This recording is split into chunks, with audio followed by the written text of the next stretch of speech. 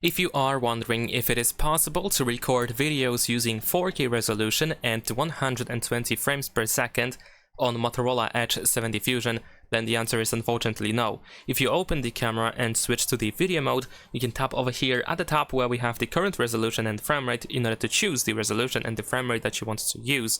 And as you can see, yes, 4K resolution is available, but there is no 120 frames per second option available in here. In fact, we cannot record at 60 frames per second as well using the 4K resolution. If we try to choose 4K and then 60 frames per second, resolution switches back to Full HD.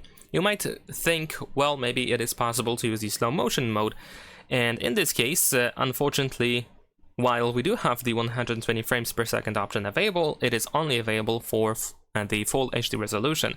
There is also 240 frames per second available, but that is the HD resolution. So unfortunately, no option to record 4K videos at 120 frames per second. Leave a like and subscribe.